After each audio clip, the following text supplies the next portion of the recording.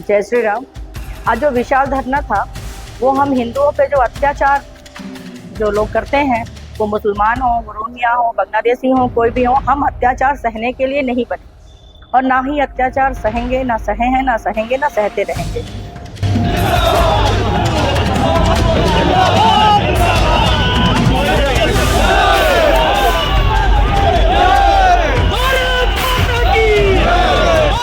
उन्होंने कभी राष्ट्रवाद की बात नहीं की, उन्होंने भारत माता जिंदाबाद के नारे नहीं लगाए, भारत माता की जय हो उन्होंने कभी नहीं कहा, उन्होंने कभी नहीं कहा कि वंदे मातरम, उन्होंने कभी नहीं कहा कि हम भारत के लोग एक दिशा में राष्ट्र को सर्वोपरि मानेंगे और राष्ट्रवाद की हम बात करते हैं, उन्होंने कभी नहीं।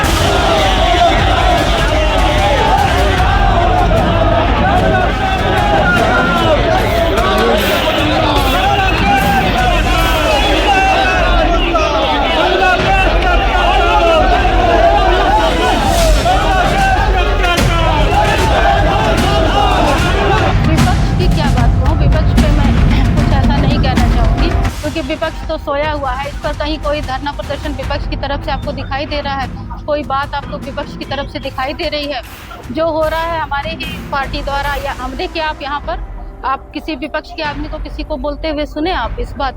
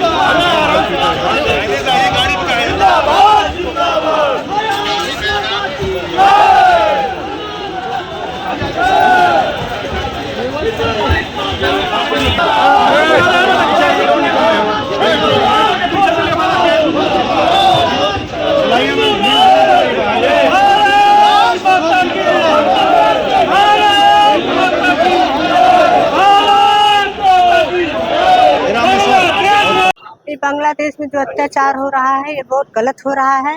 हम हिंदू एकजुट होकर के उसका सामना करेंगे।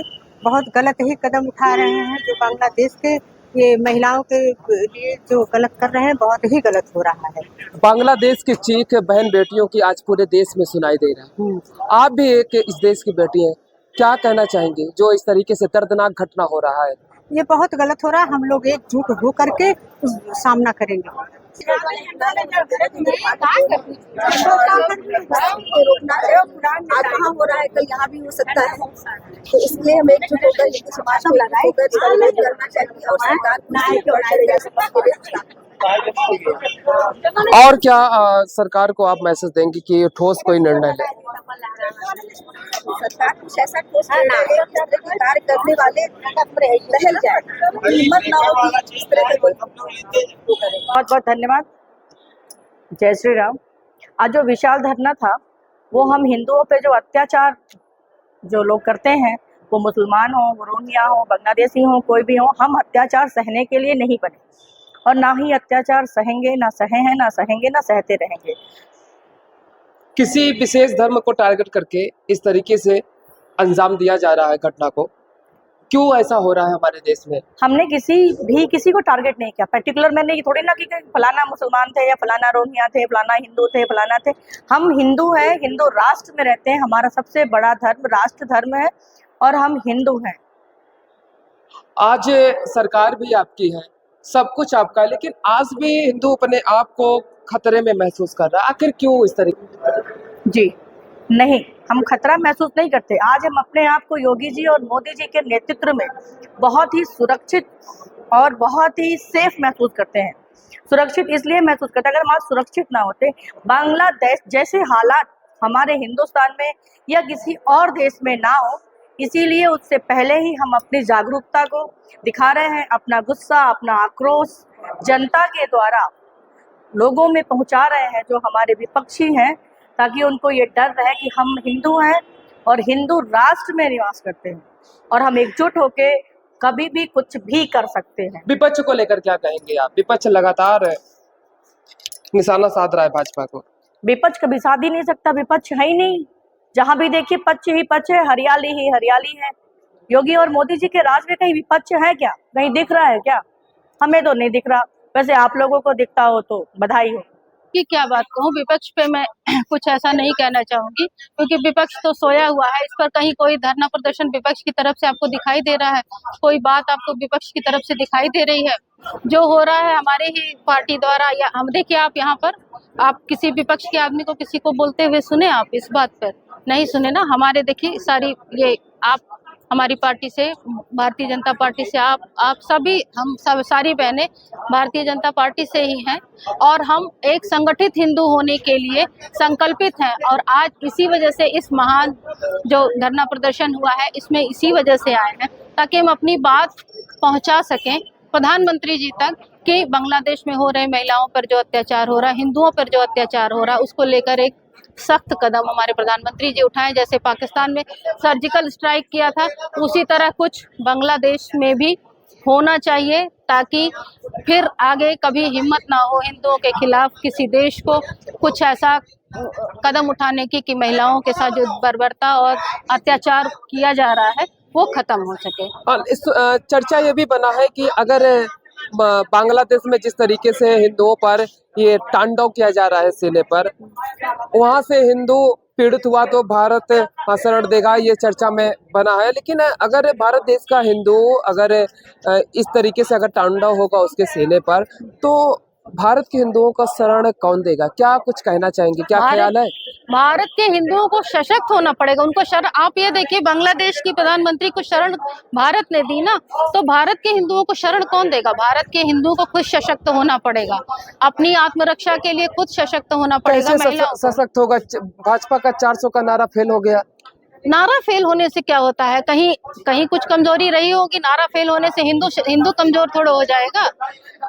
जरूरी थोड़ा भाजपा में ही हिंदू है? हिंदू तो हर संगठन में है, बस उनको जगाने की जरूरत है। हर संगठन में, आप ये मानते हैं ना, हिंदू हर संगठन में है, तो उनको जगाने की जरूरत है, उनको एक होने की जरूरत है। इस यात्रा से आपको क्या लगा आज? बहुत बड़ा अच्छा माहौल बना। हाँ हाँ, हिंदू, हाँ, बस किसी और सबसे बड़ी चीज, इतना बड़ा माहौल बना बस्ती जिले में जी। महिलाएं कितनी देर से, हम लोग कितने 11 बजे से आके बैठे थे, घर में बहुत सारे काम है, बहुत लोग सीएल लेकर आई थी, तो सब इसीलिए आई ना कहीं आहत है कि हमारे भाइयों के साथ, हमारी बहनों के साथ, हमारे बच्चों के साथ इस तरह हो रहा है। तो हिंदू सशक्त होगा तभी ये चीज रुक पाएगी। और मैं अपनी तरफ से और सारी बहनों की तरफ से प्रधानमंत्री जी से ये कहना चाहूंगी, अनुरोध करना चाहूंगी कि कोई इसके लिए एक ठोस कदम उठाए और हमारी बांग्लादेशी हिंदुओं को सुरक्षित करें और सभी बहनों की लाज। जब जातियों में बट रहा है और सरकार हिंदू सशक्त को बनाने में अग्रसर है, क्या लगता है आपको? हिंदू समाज जातियों में नहीं बटा है। विपक्ष बांटने का काम जरूर कर रहा है, लेकिन हमारा हिंदू समाज बटा नहीं। हमारा संजू समाज एक हुआ है और सेफ हुआ है। और हिंदू समाज जो है, आज जो बांग्लादेश में जो आतताइयों के द्वारा दुर्व्यवहार, हिंदुओं के साथ अत्याचार किया जा रहा है, उससे हमारी हिंदू समाज और एकजुटता आई है। हम लोग उसको और सशक्त के लोग। भाजपा का 400 का नारा कैसे फेल हो गया? देखिए, यहाँ भाजपा का 400 का नारा की नहीं है। हमारी जो बात है, हम बांग्लादेश पे कुछ कहना चाहते हैं कि हम भारत सरकार से मांग करें कि बांग्लादेश में हमारे भारत के द्वारा जो भी उनकी सुविधा दिया जा रहा है उसको तत्काल प्रभाव से बंद कराया जाए। हम उनको एक, अगर आज हमारा बंद कर दे भारत, हमारे माननीय प्रधानमंत्री जी मोदी जी, जो भारत का अगर हमारा सारी व्यवस्था हम बंद कर देंगे, तो अपने आप उनकी सारी आतंकवाद जो हिंदू के साथ अत्याचार किया जा रहा है, अपने आप अपने औकात पे आ जाएंगे। उनको पूरे किया जाए, अगर बर्मा में जैसे हमारे पूर्व देशों में किया गया था, हम दूसरे देश में लड़ाई होती है, हम अपनी आवाज हमारे भारत के प्रधानमंत्री दे करके अपने झंडा के द्वारा हम वापस बुला सकते हैं, तो निश्चित है बांग्लादेश हमारे लिए बहुत है। जिस दिन हमारे प्रधानमंत्री अगर उस दिन कदम उठा देंगे, बांग्लादेश जगहों में नतमस्तक हो जाएगा और हिंदुओं का सम्मान करना सीख जाएगा। वो दिन आ गया, वो दिन दूर नहीं है कि जो हिंदुओं के लेकर के उनको चलने के लिए बाध्य होंगे। अगर वहां का प्रधानमंत्री आज सेफ है तो भारत में आके माननीय मोदी के नेतृत्व में सेफ है। और जिस दिन मोदी जी का उधर निगाह उठेगा उस दिन बांग्लादेश के जितने पाकिस्तान मानसिकता बना है और दूसरा पाकिस्तान बना रहे हैं वो निश्चित वो खत्म हो जाएंगे, धराशायी हो जाएंगे, उसमें कोई समय नहीं लगेगा। विपक्ष का ये भी बयान सामने आ रहा है, विपक्ष का बयान ये भी सामने आ रहा है कि हम धारा 370 वापस लाएंगे। विपक्ष तो पहले ये सोचे कि हम सत्ता में पहुंचे तब तो धारा 370 वापस लाएगा। वो दिल्ली दूर नहीं है, उनके लिए इतना नगीच नहीं है। वो ले करके उनके पास कौन मुद्दा हमको और चाहिए, जितना ही वो चर्चा करेंगे उतने हमारी हिंदुत्व राष्ट्र मजबूत होगी, हमारा देश मजबूत होगा। विपक्ष आकाशवाणी किया है कि अगर दो बैसाखी अगर गिर गई तो सरकार गिर जाएगी। वो खुद गिरे हुए हैं और दूसरों को क्या गिराएंगे यार। मैं अपने पहलों पे चलना में नहीं चल पा रहा हूँ, मैं दूसरों को तो वही करूंगा। जो चोर होगा दूसरे को चोर समझेगा, जो विकलांग होगा खुद को वो दूसरे को विकलांग तो बनाना चाहेगा ही ना। क्या कारण है विपक्ष इतना क्यों कटाक्ष कर रहा है? विपक्ष क्योंकि जीरो पे आ गया ना। राहुल का नेतृत्व चला, पूरा देश कांग्रेस गोल हो जाएगा एकदम। जैसे पृथ्वी गोल है वैसे कांग्रेस गोल हो जाएगी, शून्य हो जाएगी। सर क्या परिचय होगा आपका? राधेश्याम कमलापुरी, भारतीय जनता पार्टी किसान मोर्चा गोरखपुर क्षेत्रीय कोषाध्यक्ष। धन्यवाद सर। बस्ती में बांग्लादेश को लेकर विशाल जन सैलाब उठा, विपक्ष को लेकर क्या ख्याल होगा? विपक्ष खामोश है आज इस खास मौके पर, क्योंकि जो चीख आज पूरे देश में सुनाई दे रहा है, बांग्लादेश बहन बेटियों की इज्जत लूटी जा रही है, घरों को जलाया जा रहा है, आज विपक्ष खामोश है। क्या कहना चाहेंगे आज? देखिए, विपक्ष के बारे में मैं कहना चाहूँगा, उन्होंने कभी राष्ट्रवाद की बात नहीं की, उन्होंने भारत माता जिंदाबाद के नारे नहीं लगाए, भारत माता की जय हो उन्होंने कभी नहीं कहा, उन्होंने कभी नहीं कहा कि वंदे मातरम, उन्होंने कभी नहीं कहा कि हम भारत के लोग एक दिशा में राष्ट्र को सर्वोपरि मानेंगे और राष्ट्रवाद की हम बात करते हैं, उन्होंने कभी नहीं कहा। तो आज क्यों कहेंगे?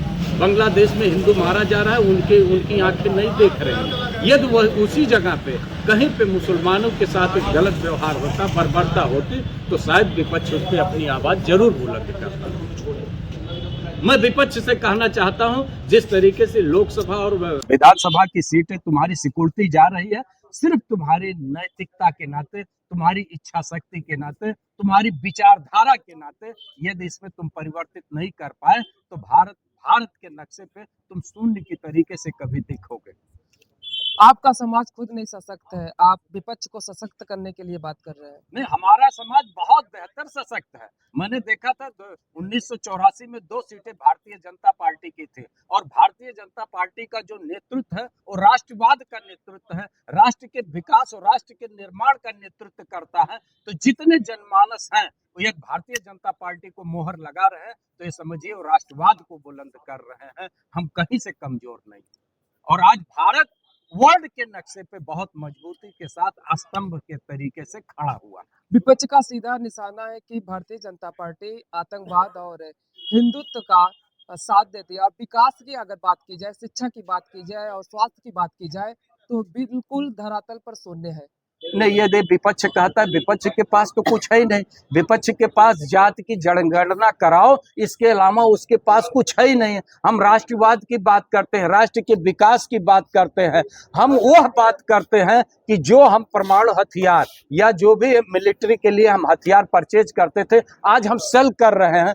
हम 3 देशों में सबसे अग्रणी हैं, आर्थिक दृष्टिकोण से हम मजबूत हैं, हम सैन्य दृष्टिकोण से आज मजबूत हैं। 203 देशों में यदि हम अग्रणी 3 लोगों की पंक्ति में खड़े हों तो भारत है, उसने विकास किया है। ये शायद उनको नहीं दिखाई देता है विपक्ष को। आज इस जन सैलाब जो बस्ती में उठाया गया, क्या लगा आपको? क्या इससे सरकार कुछ काम करेगी?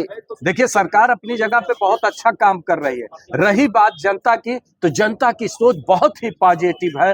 जनता राष्ट्रवाद के बारे में सोच रही है, जनता हिंदुत्ववाद के बारे में सोच रही है। और यहाँ पे हम डिफाइन करना चाहते हैं, कोई जरूरी नहीं मुस्लिम, कोई जरूरी नहीं हिंदू, सिर्फ राष्ट्रवाद और राष्ट्र विरोधी 2 तत्व हैं। एक नैतिकता का तत्व है, एक अनैतिकता का तत्व है, एक समाजवाद का तत्व है, एक असामाजिक तत्व है। एक लोग हैं जो इस देश में आतंकवाद का समर्थन करते हैं, एक लोग हैं इस देश में अलगाववाद का समर्थन करते हैं, क्षेत्रवाद का समर्थन करते हैं, नक्सलवाद का समर्थन करते हैं। वो उनकी एक पार्टी है जो कि विपक्ष में खड़े हुए हैं और उनके अपोजिट में यदि है सत्ता पक्ष है तो राष्ट्रवाद की बात करता है। इसी नाते भारतीय जनता पार्टी का परचम लहरा रहा है। Thank you sir.